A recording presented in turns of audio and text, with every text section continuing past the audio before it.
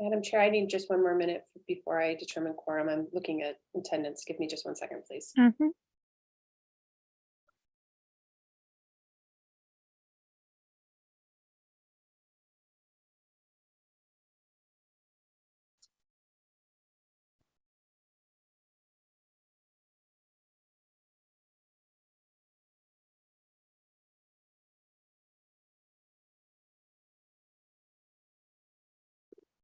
Okay.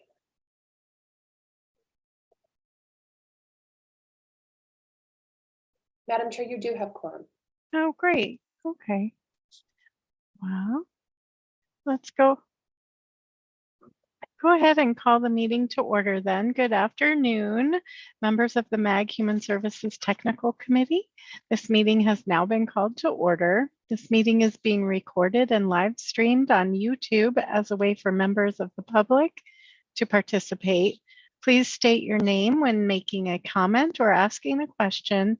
I will ask that you keep your microphones on mute when you are not speaking. We will now begin the meeting with a roll call of all members. Thank you, Madam Chair. Renee Ayres Benavides. Karen Bishop. Here. Thank you. Vice Chair Melanie Dykstra. Here. Thank you. Seth Dyson. I'll return to the top. Renee Ayres.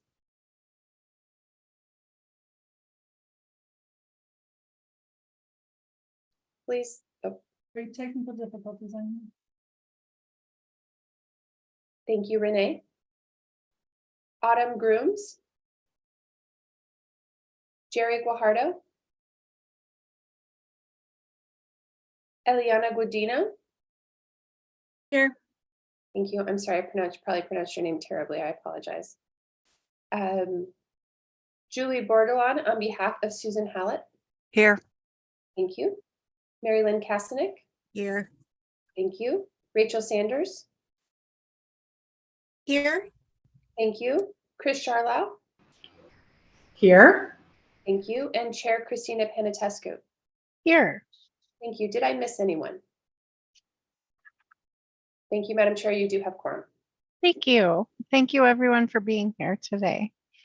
Our next item is the call to the audience. This is the opportunity for the public to comment on items that fall under MAG's jurisdiction, that are not on the agenda, or that are on the agenda for discussion and not for action. Members of the public could submit written comments via MAG's website 1 hour prior to the meeting. Staff, do we have any comments for this item? Madam Chair, we do not have any comments for this item or any other item on the agenda today. Thank you. Our next item is the approval of the February 9th, 2023 meeting minutes. Does any member of the committee have any questions about the minutes? Hearing none, is there a motion to approve the minutes? I'll make a motion to approve Melanie Dykstra Gilbert. Thank you. And a second?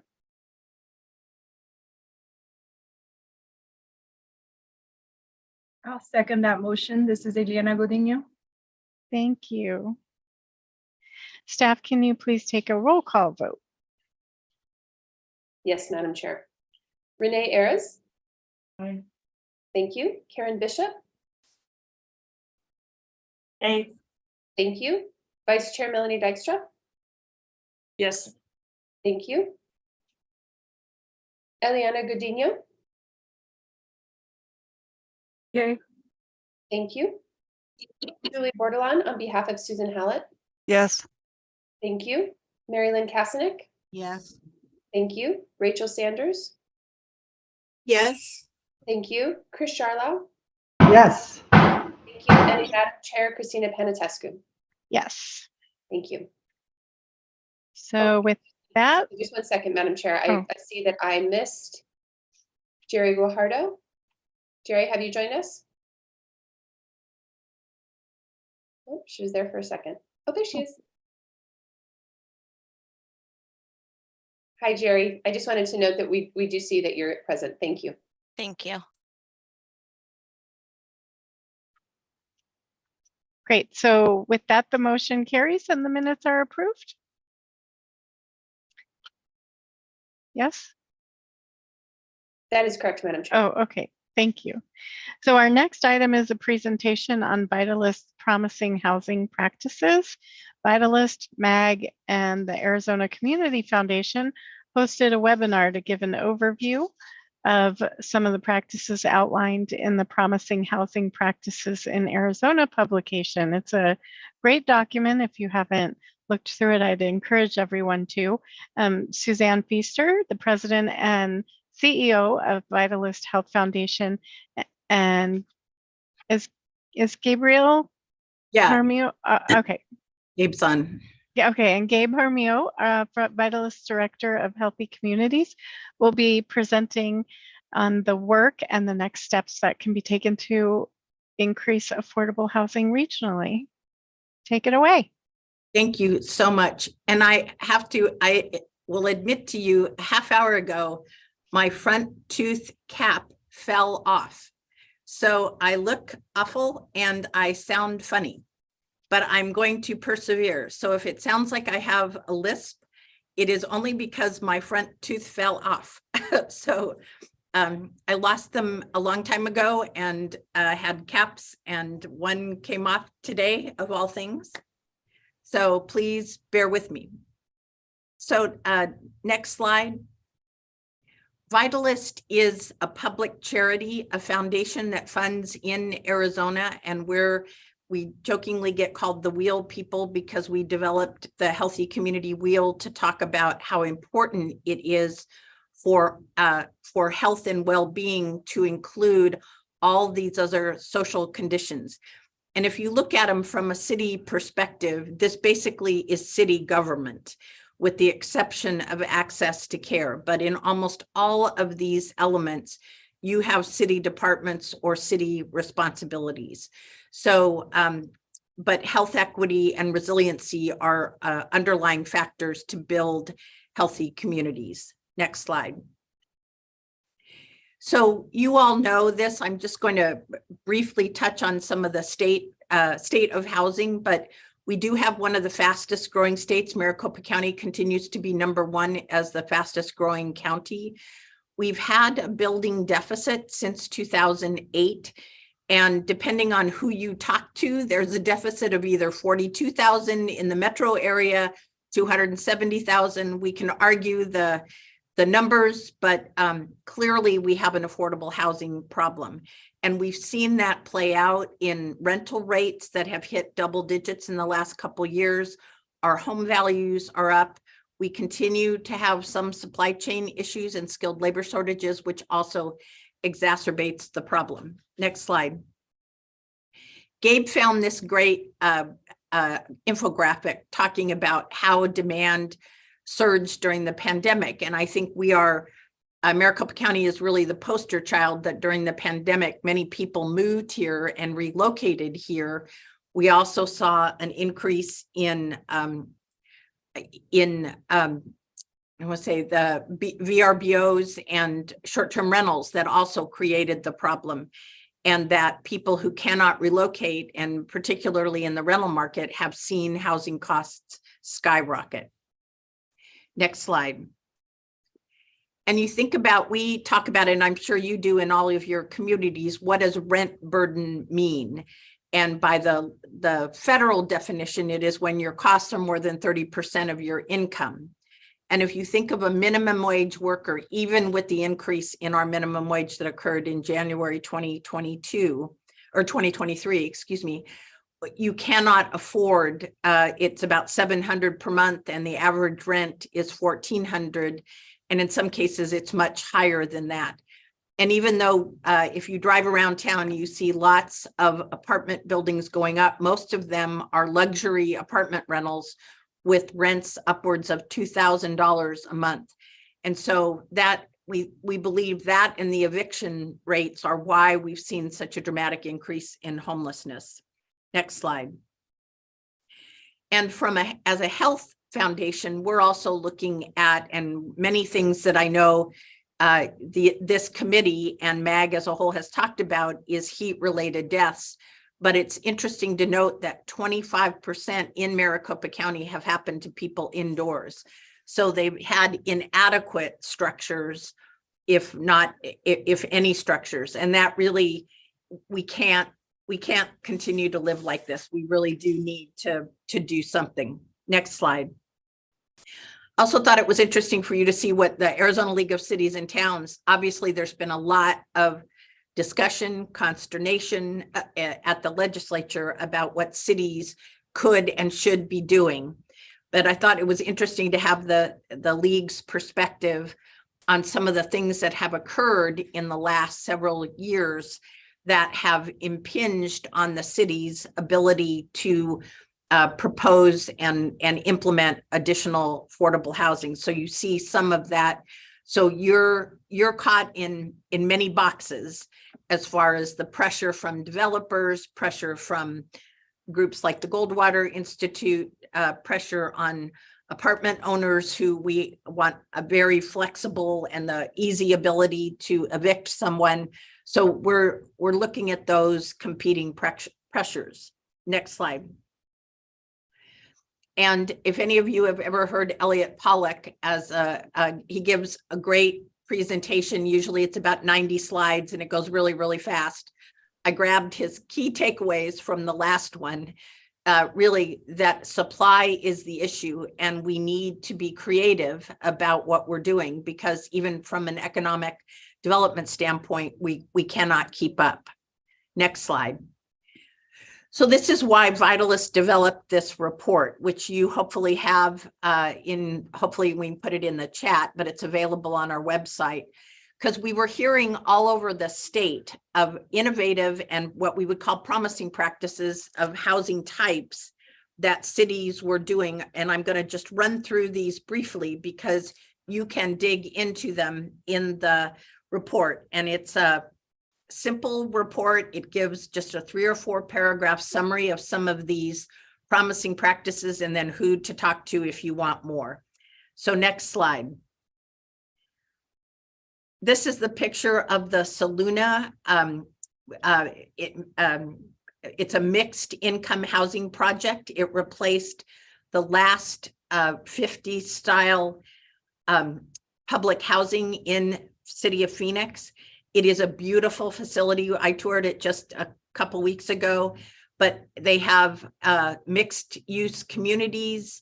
A lot of conversation has been about accessory dwelling units. There's work going on with a number of places. Tucson passed an ADU ordinance. A group called Quadro, which is actually an architectural firm, is helping people, moderate income homes, learn how to develop those accessory dwelling units. So there's some real creativity going on. Next slide. It's too bad that Seth isn't here because I always brag about him. The City of Surprise, the Multi-Generational Community Resource Center, is just an excellent example of how cities are looking at co-locating. Will be senior housing. There will be probably 15 different providers of social services in this resource center. We helped the City of Surprise have a community meeting talking about what else should go in there and lots of engagement. So this is the absolute gold standard for how you might co-locate services. Next slide. There's also a lot of opportunities for co-location. We had an extraordinary meeting with Mayor Giles yesterday from Mesa talking about housing on school property, and look at the idea of combining childcare, education with housing, even health centers. Think about, instead of having just the nurse's office, you had a healthcare center so that the employees as well as the students could see their doctor, and even the parents could stop by and see their primary care physician. So looking at strip malls differently, there's a group partnering, or an LLC connected with Goodwill that's looking at buying distressed strip malls and turning them into employment centers and looking at how they might co-locate mixed income workforce housing. Think about, what if every library that you built going forward, you had mixed income housing above that? even with connecting with fire and police stations and excess city land. So really flipping it on its ear, where is there public land that could be excess land that could be utilized in a co-location format? Next slide. Cities are also talking about community land trusts, and I won't go into that in a lot of detail, but Tempe has a great model. Phoenix is actually partnering with Newtown as well for the community land trust, which sets aside land. Pima County in Tucson also has a land trust. Next slide. There's also a number of creative building techniques. Zenny Homes is building compartment homes, if you will, in downtown Mesa. So there's all these different products that are coming out that could be accessory dwelling units or different types of units. Next slide. I mentioned the school land. We think about all these places. There was, we helped partner with some of the urban schools. So Alhambra, Washington Elementary, Isaac, Tempe, Mesa, Scottsdale are all exploring this, and we've helped some of these partner with developers. But in rural Arizona, because housing is equally a problem, you're seeing all these different areas look at some type of employee housing connected to their school. So this is, and we're seeing it in the community college sector as well. Next slide. There's even churches that are getting involved. There's two that are under construction or planning right now. Rehoboth, which is in the Maryvale area. Tanner CDC is tied to Tanner Church in South Phoenix. And again, when we were meeting with Mayor Giles, he said, I've had 3 or 4 pastors or people of faith have come to him and said, we have extra land. We know we can do something. Could we co-locate? So I think we're going to end up with a cohort of churches around the valley that want to co-locate, again, mixed income workforce housing to provide services as well. Next slide. When you think about what your cities might do, really if I leave you with nothing, it's be creative, get out of the box and look at how your land, city land and common purpose land could be used more creatively. There is the bill in the legislature trying to mandate some of this for cities, and the cities shot that down. But then the question becomes, what can cities do? So here are some great examples of mix offering higher density, mixed use. These are kinds of things you see back east, but because we've had so much land here in the West, we have not done this, but we are in such a short supply for housing that I really think we need to get creative and innovative. Next slide. The other handout we have available, and hopefully that'll be in the chat as well, is it's actually a 4-page. The first page shows what federal resources are available for whether it's temporary housing, rental housing, home ownership. Next slide. Also, there are quite a few now private and pre-development and state resources that are available. So developers talk about building the stack. And this is what it means, is that it may be a low income housing tax credit. There may be some ARPA dollars that are still remaining. There may be a state housing fund contribution. We've got some private entities have come in and built funds. So there is a lot of, again, you need to get creative, but we've got developers here that are very experienced with that, how to build that stack for the different utilization of housing. Next slide. The other thing we've been working on, and hopefully all of your cities have seen this, is a newly released campaign talking about home is where it all starts. A multimedia campaign to talk about the importance and really level set what affordable workforce housing looks like, and how it is the people. I like to say we're fine to drop off someone with our children in daycare, but if that daycare worker can't live anywhere near where he or she works, we've got a problem. We've got a recruitment problem. And, where are the baristas at Starbucks living?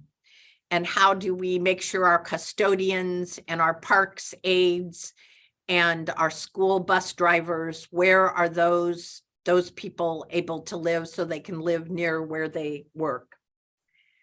Last slide. So one of the things we're looking at going forward, say there were 4 or 5 cities that wanted in MAG that wanted to work together on a model ordinance. Vitalist has been talking about working together with other funders to put together a group that you could work on that model ordinance together. Maybe it's how do we implement an accessory dwelling unit ordinance and streamline zoning? And then also say what is available in our land for co-location of services. Many of your cities are going to be looking at their modifications to the general plan.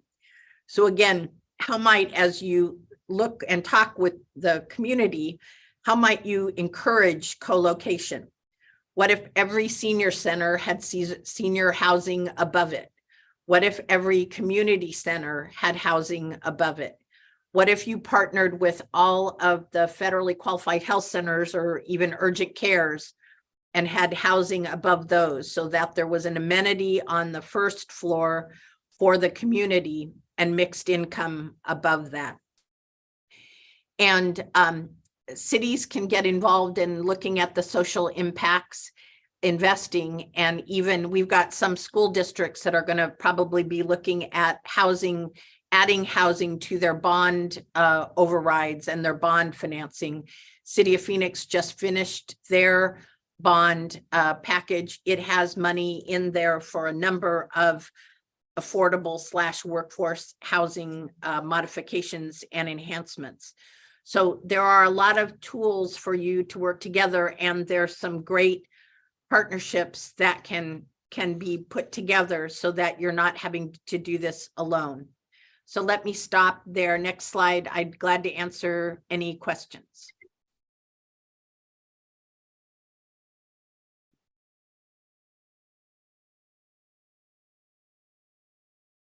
I know that was a lot to go through.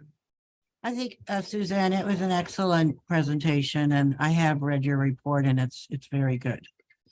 Thank you. You can probably take the slide deck down.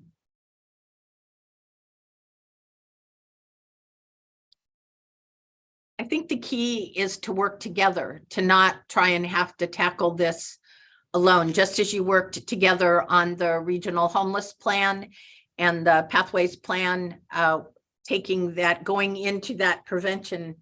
Hi, Seth, I was bragging about you earlier. Going on and looking, going upstream and saying, how do we in the long term prevent homelessness? And it really is having adequate supplies of workforce and housing, and leveraging the supportive housing for our more fragile adults to take care of that. And Access has a really strong program now looking for partners to help that. So we've got resources. It's just a matter of working together to implement them. Thank you, Suzanne. Are there any questions? Any other comments? Oh, Seth. Hi there. Thank you, Christina. And thank you, Suzanne. I did hear the shout out, so thank you, but that's not why I'm talking. Thank you for carrying the banner on this important topic. You mentioned kind of a zoning city work group. Have you had any response to that from certain cities? And I guess where does that stand right now? We have not, although we haven't really asked for that, but Amy St. Peter and I have been talking about it. So I think there'll be discussion among the MAG cities of whether there's interest in doing something like that. The ADUs probably make the most sense because there are not many cities in the Maricopa region that have ADU ordinances, and yet there's lots of best practices around the country of how they have been successfully implemented. So that could be one that and maybe how do you build in triplexes and duplexes, or co-locate. I think what may still end up being the better thing is co-locating on city land, just as you have shown, and using schools and churches. Gotcha. Thank you. Yeah, Any other question? Melanie? Yes, so you mentioned that you had started hearing about some churches that may have an interest in using their land. Is there already kind of a group formed? I know of one church maybe in Gilbert that might be interested. Is there already kind of a group that we could refer them to that's exploring that? You can, if you reach out to Gabe or myself, and we can put our Darlene Newsom, who for many years was head of UMOM. I have brought her out of retirement to help as a strategic counselor. We've provided her an encore career, and she has been meeting with a number of she started with the Methodist churches because that's what she knew. And yet we've had others come to us. So she is who has been talking to them all. And once we get kind of she's had, I think, at 3 or 4, and then Mayor Giles said, I have 3 right now, I can forward you. So yes, if you have any interested churches, get them to us. We'll get them to talk with Darlene and figure out how we might pull this together. And I had another thing is, so I know we talk about, I mean, there's affordable housing, but like some of it, we use the terms workforce housing or employee housing. I'm just wondering, we never use examples of like who has done that successfully or what type of community has that. And I'm just wondering if there's better ways to, like, I know I have friends who actually live in Aspen, and they run a business for someone, and they are specifically part of the program there because there's no way you can live typically in Aspen. But I mean, I just wonder if we used more of those examples of, you know, what does that really mean and look like, and show models of where it is and why. But I feel like we never do that. And I'm just wondering if there would be a way to get more of that information to people. Well, and that was partly why we put the inventory together to show the diversity. We only focused on what was in Arizona. And the good news is we have a lot of diversity of product, if you will, and configurations already in Arizona. Sedona employers are building housing for their employees. I was talking, we were with an economic development person in Flagstaff. They have 2 businesses that want to locate in Flagstaff, but there's literally no housing for their employees. So even if you talked about, you know, we sometimes refer to it as the missing middle. Even if you went on that level, we still need housing at that level. And, you know, a great model is the Saluna project in City of Phoenix. It is a mixed income.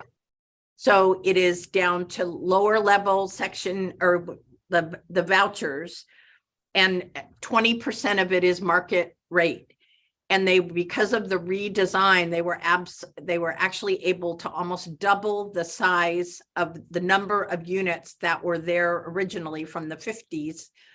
I can't do Fs very well from the 50s until to where it is now, and they're still building it in phases. So people didn't have to they could relocate to the new property and not lose their housing. So it is a great model of that mixed income, and it's right at 18th Street and near Van Buren. And I think maybe what gets hard for people to understand is like really, like technically, how does it work, right? We say it, but people don't understand. Like even I don't know that I do when we say a mixed, you know, market or type thing like that, to like explain, okay, there's this many units or this, there's this many at this price, and there's this many at this price, and the people and the way that they qualify for this is this. Like I just don't feel like sometimes we get into some of the details where people could, you know, understand a little bit more what that really means. So that product is owned by the city. The city has counselors that someone will come and say, I need housing, or they have found someone at the city. They look at their income level of what they can pay, and then they may start at one level, and as they get as they upgrade in their skills and they may move up. So it is all income based. They're still trying to keep it at 30% of someone's income. I just think we have a lot of people, and that's really why we started the campaign, or why the whole It All Starts at Home campaign was started, was people's perception of affordable housing is really negative. And these look like high-end apartment complexes.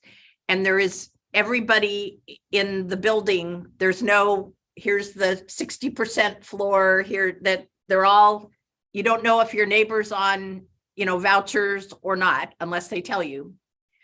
It looks like a very nice apartment complex with amenities. And, but the city has the ability to subsidize some. And the great news is when you combine it with healthcare and you combine it with economic development kinds of things, you then create that ecosystem that allows people to both continue working and to upgrade their skills. I think Go ahead, Gabe. I was going to say another great example of either that affordable, the workforce housing and the mixed income use type properties is in Tempe with the Newtown's Tiny Village. That land was RFP'd by the city of Tempe, and although something like 60% of the property is affordable or subsidized housing, the rest of it is market rate. So we have a mixed income workforce style mix of tiny homes, or smaller housing units, a different footprint. So that's a good example of it coming to practice. I know we were speaking with some of the other for-profit developers that have what they refer to as naturally occurring affordable housing, which is definitely meant for the workforce. And we've seen a couple of examples of that. I know there's a development called Dwell that may not have all the bells and whistles or the amenities of a multifamily, but is a smaller scale and reaches a range of affordability. So we're hopefully see more of that as well. But yeah, it definitely is a complicated achievement, I guess. And from a messaging standpoint, almost 60% of access patients or access customers are working. So if you just call it workforce housing, you hit a very large range. So if you wanted a more neutral messaging, mixed income workforce housing is a more neutral way to describe what is actually going on. And you would still cover seniors with fixed incomes. You'd cover working class, what we would call working poor, because when the majority of people are still working, but as I showed you, even at the minimum wage, you can only afford at 30% of your income about $700 a month. And when rents are $14,000 to $2,000, where do they go? Kristen, you might want to go on. Sorry, I'm sorry. So does that help? Yeah, lots of nods. Thank you, Suzanne. Oh, Mary Lynn.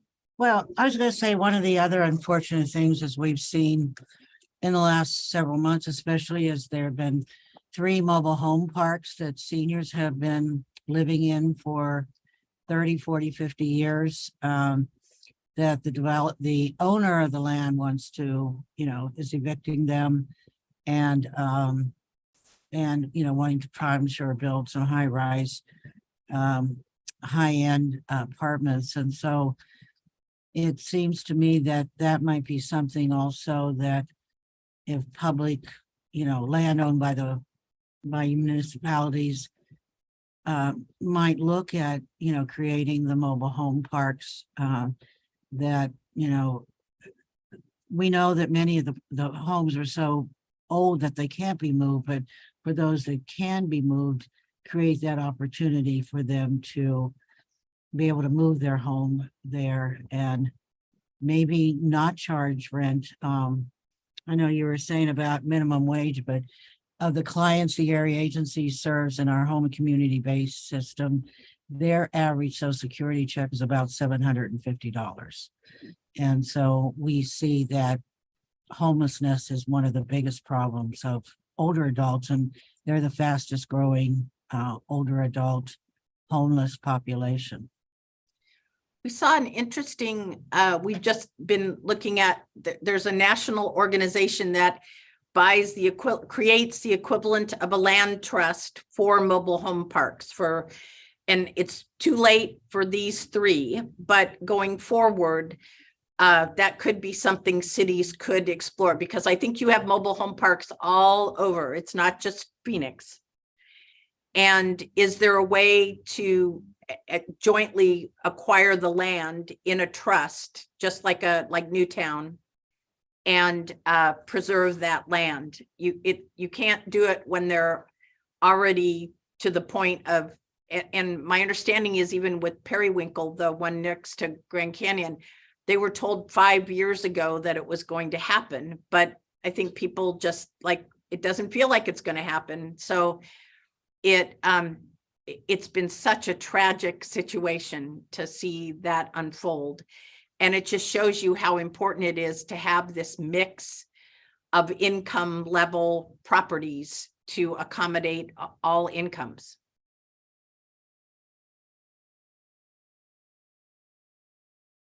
Karen.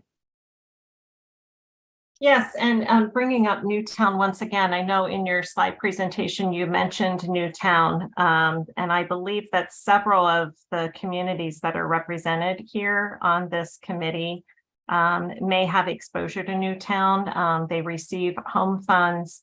I know the city of Chandler in particular has worked with Newtown over the course of several years. And we actually have several homes, even though they're based out of Tempe. There are about 70 properties within the city of Chandler that are owned by Newtown and through their community land trust. So I just wanted to put that out on the record and just be clear that it's not isolated just to Tempe alone. That's great. Great point. And actually Gilbert has just got 2 of them, and we're adding potentially 2 more through Newtown in Gilbert. It is really a smart way to go, because it locks in, still allows the owner to accrue equity, but when that homeowner leaves, it keeps the dwelling affordable. So again, that's another great model that could be replicated even broader in, I know City of Denver has one where there's 65 or 70 parcels of land in the city of Denver that have been bought up. They're not contiguous, but they're saved and in perpetuity in that land trust. Great. Applause for you, Suzanne. Thank you. And thank you, Gabe, also, and all of our members for sharing. With that, we'll go ahead and move on to our next agenda item. Thank you for being here. Our next agenda item, we're going out of order here, is the domestic violence workforce. Toloson's Vice Mayor, Lupe Bandine, is also a member of the Regional Domestic Violence Council. She will be providing an update on recent advocacy activities to encourage students to enter the crisis workforce. Vice Mayor Bandine, along with others on the Domestic Violence Workforce Work Group, have attended 2 events this spring to speak with stakeholders about such opportunities. Vice Mayor?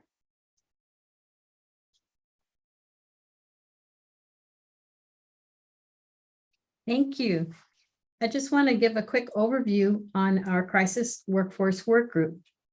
So we worked on creating a crisis workforce work group, which is a subgroup of the Regional Domestic Violence Council. We worked on conducting a survey, creating a future of advocacy video presentation and PowerPoint handouts. We worked on presenting a youth meeting, and we've worked on presenting at a state conference for youth. So we had a regional domestic violence council meeting where a couple of our members talked about their concerns regarding the future of advocacy. There are people that were moving from Arizona or retiring, and they were saying that they were quite worried about our crisis workforce, where there going to be enough people to, take over the jobs that were going to be available. So we came back and we decided to present to the council in creating a crisis workforce work group. So the council did approve, and we started our crisis workforce work group. One of the first things that we wanted to do as a crisis workforce work group was to have a survey. So that's our next slide. So we decided to conduct a survey. We wanted to find out, as an example, if the organization had recruitment programs that included job fairs, events, publicity campaigns. And another question was, does your organization have positions in advocacy that do not require college degrees? And we also wanted the survey to include the challenges of hiring crisis workforce employees. So one of the examples was somebody mentioned that the 7th floor, which I guess was HR, wasn't quick in onboarding. So they talked about the fact that you have to be quick on onboarding, or you can lose people because they're in great need, great demand.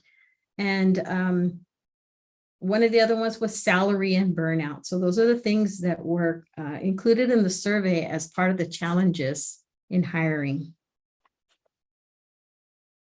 Next slide. So we decided to also include a future advocacy video. So we prepared a video in which we interviewed 2 crisis workforce persons. One was from the city of El Mirage Police Department, and one was from the city of Chandler Fire Department. So we discussed with them their job duties, the types of education that they have, the challenges of the position, and the rewards, so that students could see people, that are actually in action doing the work.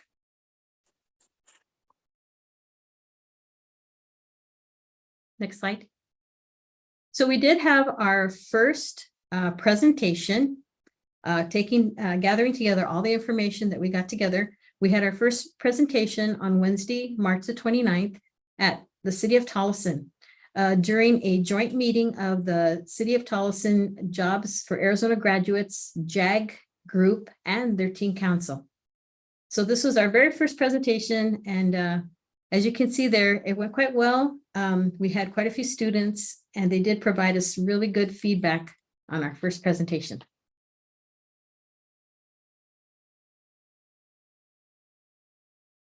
Our next presentation was at the Jobs for Arizona Graduates Career Development State Conference, April the 6th. So what we did here was we were at the Career Development Conference. We were in their exhibit hall. So we purchased a booth. And as you can see, we worked on making sure that we had an attractive a custom tablecloth made for us. And we also have a retractable banner to bring attention to our booth. We did have a student there that is going to work in advocacy, and she was really happy to see her career being represented at the conference. And we did have a lot of students talk to us about education information, jobs, and education information. So that's what we were providing. We were trying to let them know about entry-level jobs that they can take, as they could begin as volunteers, and then they could take fast track or other classes at the community colleges to get into the entry-level positions that are available. And then if they're wanting to continue in their career, we did talk to them about making sure that they're in transfer programs with the community colleges. So we actually started with the community college areas first.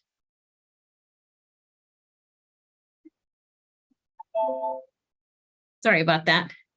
So then this is the handout that we provided at the Career Development Conference. We were talking about working with nonprofits. So we included some nonprofits as the students could look up. And then we talked about the types of jobs available. Then we talked about the educational opportunities. We gave them a handout that included all of the colleges that they could check into. They could go to their career development departments. And then we also listed some of the degrees, bachelor's, associates, and certificate programs that are available at the community colleges currently. And we also included, we really talked a lot about the fast track certifications that are available now. So that would be a way to be a volunteer, get a fast track certificate, and then maybe be able to start in an entry level position.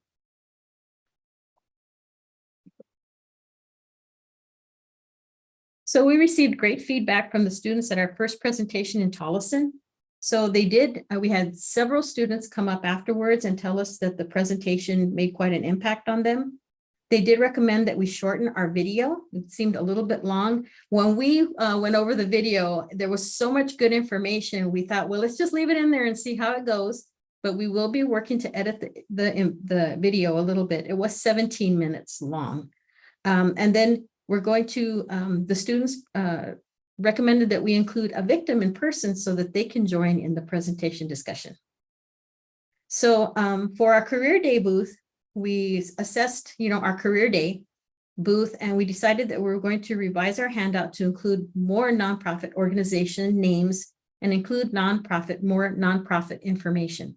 So we did have 2 gals that came out to help us from nonprofits, and they brought information with them, but we're going to try to incorporate it into our packet so everything's together in one place. So next, for the group, we're going to follow up on our dates for college and high school career and orientation days, youth and city council and volunteer meetings, so that we can take our revised career day booth information and our presentations out into the rest of the county. And then we even want to go out into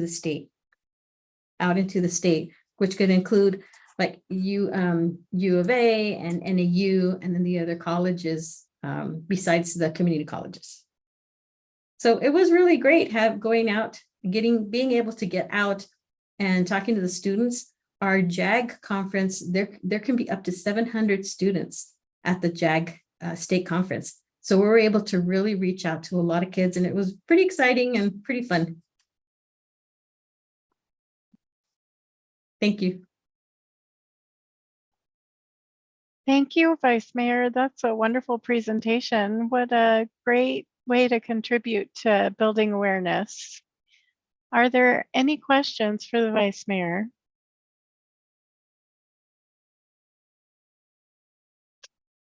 Looks like you covered it all. Thank you very much. If you have anybody that's interested in joining us at one of our workshops or presentations, one of our career days or presentations, please let us know. Please contact, is it Mimi? They can contact Mimi, Kelly?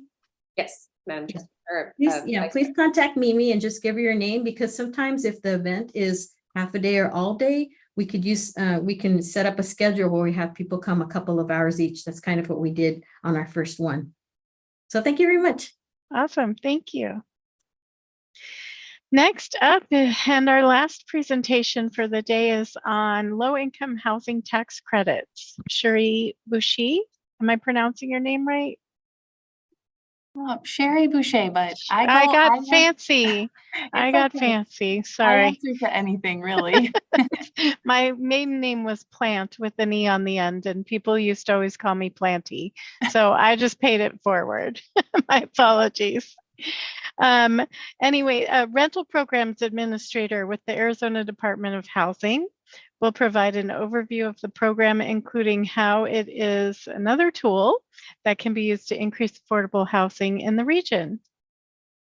Thank you, Madam Chair and members of the committee. It's an honor to be here today to tell you a little bit about what we have, the resources and the tools we have at the Arizona Department of Housing for the creation, preservation, and some service dollars that we have out for affordable housing in the continuum of housing.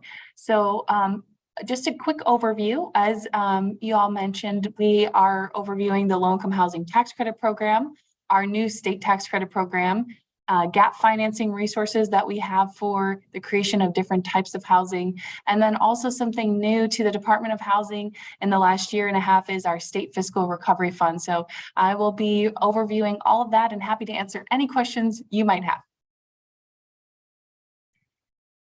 And next slide, please. I'll get into more of the weeds with you all. Oh, I listed this twice. I really was excited about telling you about my resources. So here they are again. We'll go to the next slide.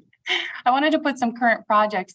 You'll see the pictures in the background are actual projects we've completed. The previous project was Dunlap Point, and that was in the city of Phoenix. It was a permanent supportive housing project for chronically homeless folks.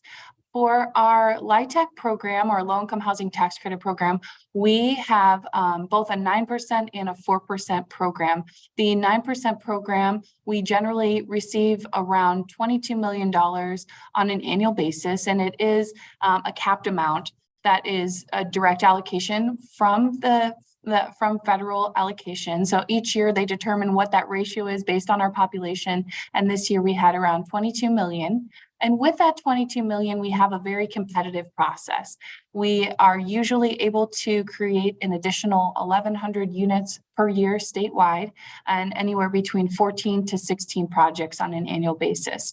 This year, just to tell you a little bit about how competitive it was, our application deadline was April 5th this year, and we received 34 applications. So you can see the ratio there. We have definitely more of a need than we have the resources on the federal level to roll out. But that's why I am very excited about our 4% transactions. That it is not a competitive product that we have. It is based on application and bond allocation. So folks will first go out to the IDA of their choice, receive a bond allocation, and then come into the Department of Housing with their 4% tax credit application.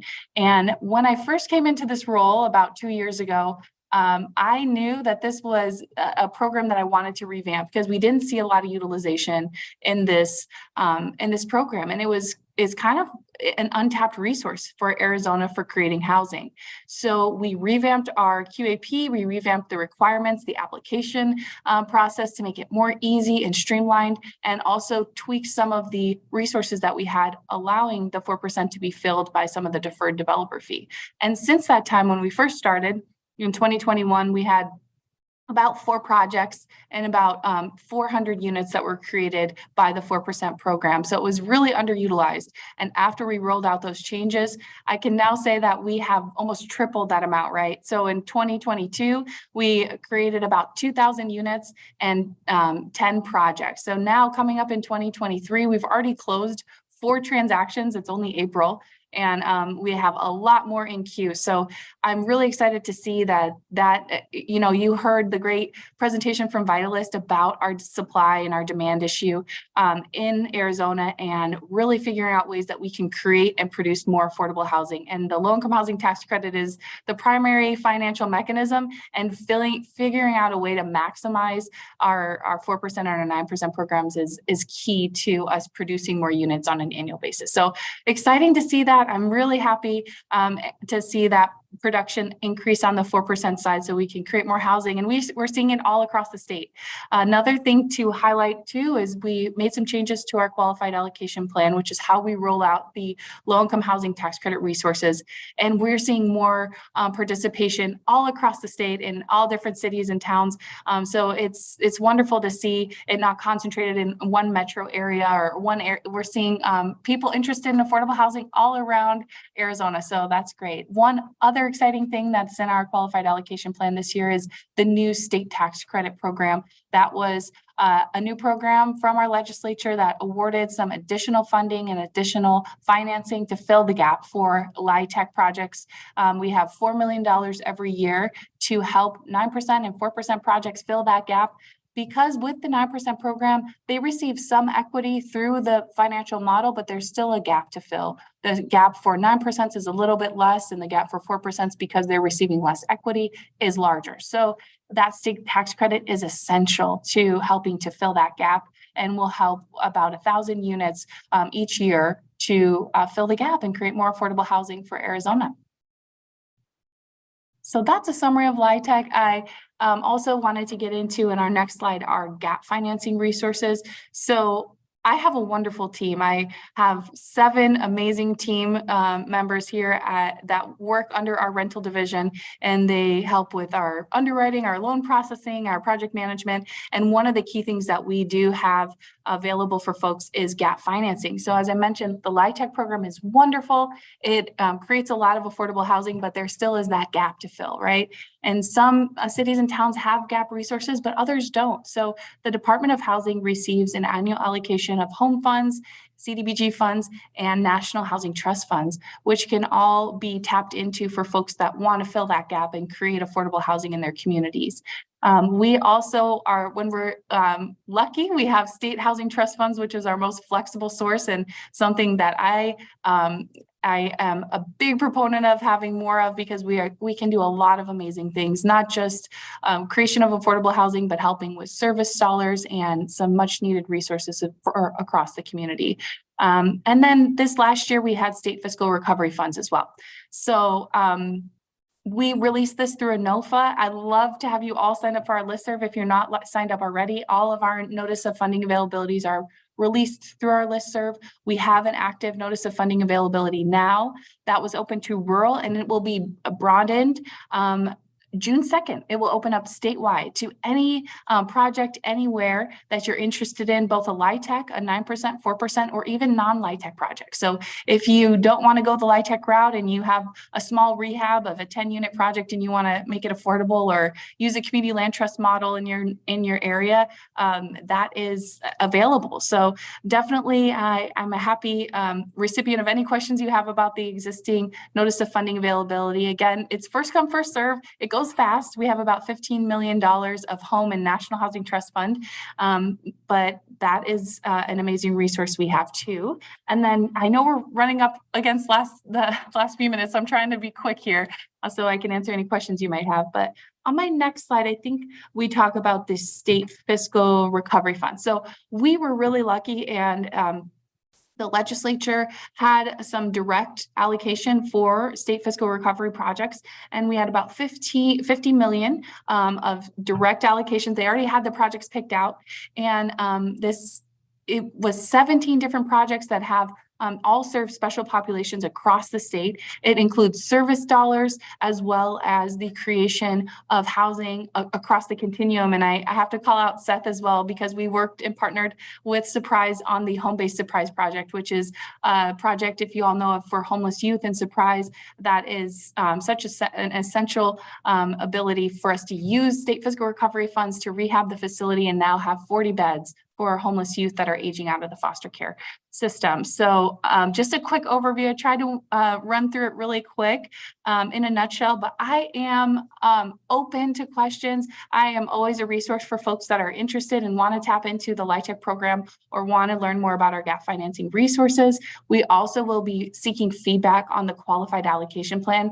We create our plan with feedback from the community. So we want to make a product that works for everyone, that meets the mission and vision of our state. So we'll be opening up our comment period again in June. So we want to hear from you all, see what you think worked, what didn't work, because we completely revamped it in the last 2 years. And we want to come back to the table and see what works for you all again and make a product that's even better the next round. So thank you all for your time, and I'm happy to answer any questions or be a resource for you all moving forward. I think I did have one more slide that talks about links. So if you're, this is our main website, rental development website. So it has our notice of funding availability, information about our QAP, information about awards and reservations, and a lot of great information, and also our listserv. So if you're not signed up, this is the link to sign up for our listserv. Well, thank you so much, and I'm happy to answer any questions you may have. Thank you. I'm sorry you felt so rushed. You didn't have to rush like that. Are there any questions? I just have a quick question. For the low income tax credit properties to work, is it typically only when they can either purchase the land at an affordable rate or it's provided to them? Is that how most of those properties tend to be successful, or is it not that? That's the cost of the land is a big factor in making the project work. So if they have a cheaper land, or if they're partnering with the community, that lowers the gap for them. So it's another way to fill the gap without receiving hard dollars from folks. So if your land is more expensive, then you have a larger gap to fill on the back end for those transactions. And are there still qualifications of where those properties can be located? Like, if it's a senior, does it have to be still next to a congregate meal program and by like a bus stop? Are all those requirements still in place if you're putting one of those up? We did in our current QAP, we did provide bonus points for the 9% round for folks that are located near transportation. And that can be a bus line or light rail, does not have to be light rail exactly. Folks that are near facilities, health facilities, and near job opportunities too. So there is an incentive for folks to be close to services and close to transportation to make it easier on the residents that are living there and make it more healthy and sustainable for folks living there, but is not a requirement. It's just on the 9% side, a little bit more competitive. For 4%, it's a lot more open. It's a lot more flexible because it's not competitive. So we do see projects all over Arizona, not necessarily needing to meet those requirements if you're going in on the 4% side. And then as far as seniors, we do have a bonus points in our QAP for 9% that are coming in as senior projects. If they are, we have a list of amenities. So making sure that the amenities for our senior projects are really serving the clientele, and they can choose from any of the 10 different amenities. And it kind of runs the gamut. We tried to think outside the box there. Okay, thank you. Thank you. Any other questions? Well, it sounds like quite an impressive impact you've already had. So kudos to you. That's really remarkable. And I can't wait to see what you continue to do and your continuous improvement. So thank you for what you're doing in our region. Thank you, can I Madam add Chair. One thing. Oh, yes. May I make a comment? Sheree, I worked with light tech projects when I was working at Access, and one of the ways that that state agency really used light tech as a tool was to help secure long-term housing for individuals with serious mental illness in our region. And I think that's another aspect of this work that's really critically important when we're thinking about all the different braided funding we can bring together. If we remember that individuals with serious mental illness have a housing requirement in Maricopa County, that Access is required. If they are homeless, they are required to help them find housing. And it's just it's like built-in rent, which helps with these sorts of developments. And so you know that you have a certain population in these communities, and it can only be a percentage of the population, but you do have a percentage that have long-term rent secured through those housing vouchers with Access. So, and it's great for the community as well.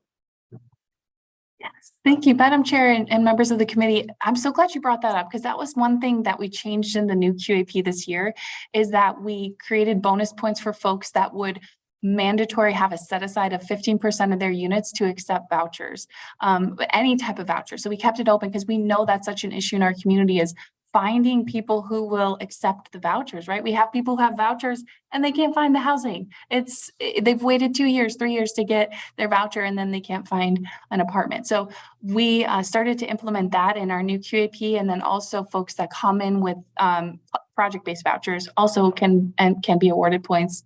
And we have been working too with Access for some of their gap financing. So we'll work with them in our partnership. We help them underwrite their deals, and then they help provide gap financing too. So Access is, such a wonderful partner. So many exciting things happening in Arizona. And I just have to say thank you all for all your hard work. I know I have been in the private public sector for 16 years, so I know how hard it is and all the wonderful work y'all are doing. So thank you. Thank you. Okay, a couple more agenda items. Are there any requests for future agenda items that anyone has? This is Renee. I know that Maricopa County and the state are beginning to receive the opioid resettlement money, and Maricopa County is working on a needs assessment. for how those funds could or should be used in the community. And some of us, I think, are receiving the settlement money directly. Peoria has decided to accept it, and some are not. But it might be interesting once that study is done for the group to hear more about that, because it's going to be a 13 to 15-year funding opportunity for us to try to do some real good in the community around that issue. That's an excellent suggestion. Thank you very much. I would love to see that also.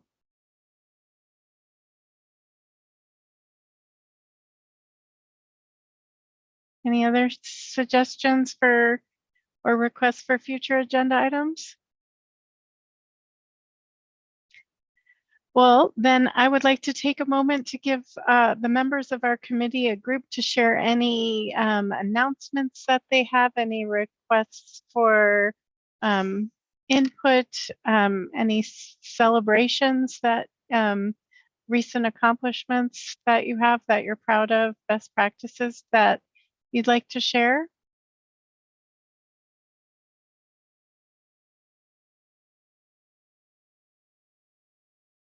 This is, Seth? yeah, and I don't know if it qualifies quite as that, but I would like to let the group know that the city of Surprise and the city of Peoria are working on it's not a joint housing study per se, but we partnered together to do a housing study for the West Valley.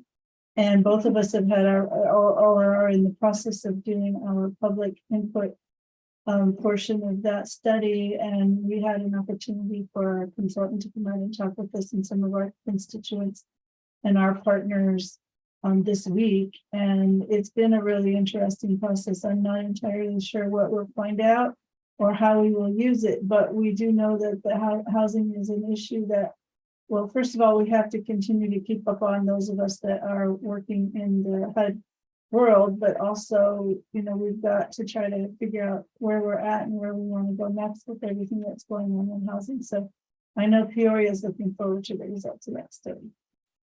That's awesome. Seth, were you going to talk about the same thing, or I was going to ask a question about that? Go ahead and ask the question. Yeah. Oh, great. Okay, so actually Goodyear next fiscal year will be doing the housing component of our community and neighborhood services master plan.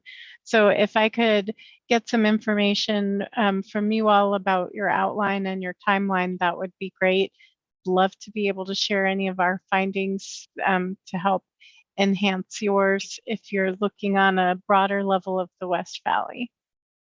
Yeah, we can certainly do that. We worked, Surprise and Peoria worked on a joint scope of work for the very reason that we wanted it to be sort of West Valley representative. And one of the things that I think Surprise did, but we certainly did, is we're asking for comparative data for the West Valley. And actually, I think Goodyear is in the study.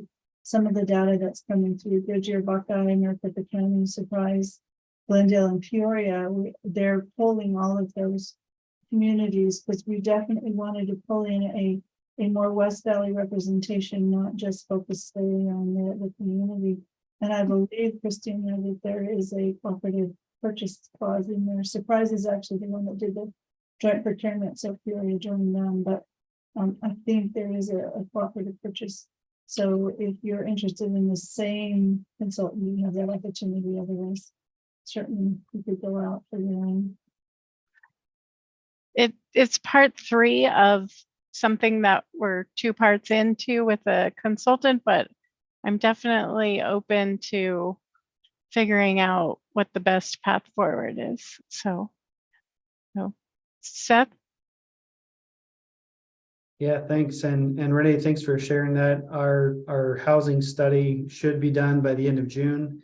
We expect to present that to City Council towards the end of June, and so that'll be public. So we'd be happy to share that report with you. It will have a lot of data about the West Valley, and I do think there's collaborative language. So I think I saw a jury on here. I think Chris Lopez asked me about that. So I think we've been satisfied so far with our consultants. So if you want to move that route, feel free. And thank you to all of you who put collaborative language in your contracts. That helps us out go faster here. But I just want to say in Surprise, we're grateful for Avondale and Goodyear. They launched a a micro transit program. And they put collaborative language in there. So we today just launched our micro transit program in Surprise, which is a huge deal. Great. We're offering free rides through the end of the month. And then it'll be basically like an Uber, $2 each way. And we have a zone, so we're not citywide yet. We couldn't afford that. So it's called We Ride. And so our zone is a little wee short, but it's a start. And so I want to make sure everyone knows about it. If you visit Surprise and you're in the zone, anyone can ride it. It's just like a taxi cab program, kind of like an Uber or Lyft. And so you don't have to be a Surprise resident, you just have to be in the zone and have to know about it. So that's some exciting news from Surprise area here. It's cool. It's been a great program. Yeah. Any other announcements or anything to share? I have a quick announcement to brag about our staff, if you don't mind, Chair. Yeah.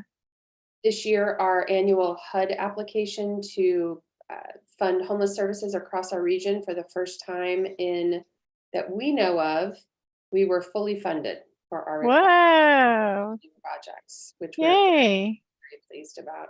As you can imagine, we will take all funding available to work on this issue, as was described today through multiple presentations. But I'm really proud of our team at MAG and the work they did in the application. Congratulations. That's wonderful news. Jerry, did you have something to share? Yes, thank you. So can everyone hear me? I have a new headpiece. So we have a fairly new contract with a new leaf to provide homeless support services to families experiencing homelessness. So that's pretty exciting. This is kind of an area of need that we have not previously had the ability to meet the need in our building. And so a representative from a new leaf is in our facility about 3 times a week, engaging with families that are experiencing homelessness. And so far, it's been, a little slow to get off of the ground. But I think what we're going to see is in the summer months, we'll start to see more families coming in. And sometimes, as many of you guys know, there are plenty of individuals that are experiencing homelessness, but we may not know that they have kiddos because they're at school during the day, right? So it's really exciting, and we're hoping that we'll be able to really support some families longer term. So the idea behind this program is not to just short term link them to services, but also have that case manager follow them so that they can hopefully be successful as they're transitioning into housing and beyond. So cool. Congratulations and kudos to Avondale for leading the way in homeless services in the Southwest Valley. Goodyear hosted an education fair in the square. Oh, Eliana, you want to go first? Oh, no, you can go ahead. Well, we had an education, it was supposed to be an education fair in the square. It happened to be on March 1st, which was the day it snowed up in Yavapai and was horrible weather here. So we moved it inside, which likely affected our attendance. We still had over 100 attendees. We had 20 different nonprofit technical vocational schools and all the major universities and several community colleges represented. So it was cool. We saw that the technical vocational programs actually had the most interest. And we look forward to doing it again and are thinking about maybe doing 2 a year and then doing one that's more targeted towards working adults, because our goal was really around attainment.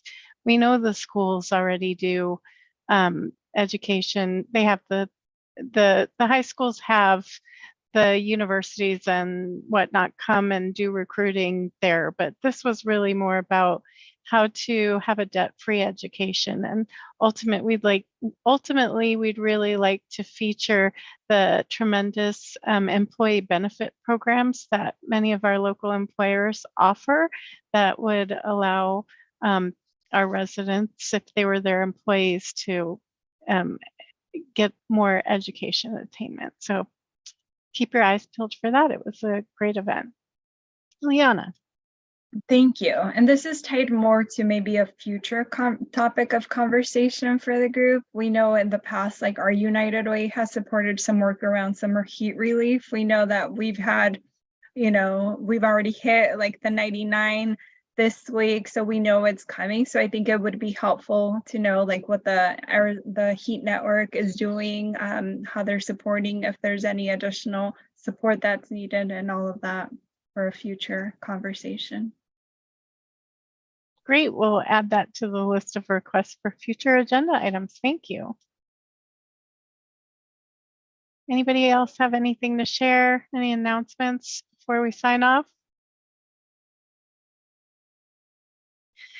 All right, well, then thank you again for being here. Seth, it was great to see you. It's awesome to have you on this committee. I'm excited to see your contribution.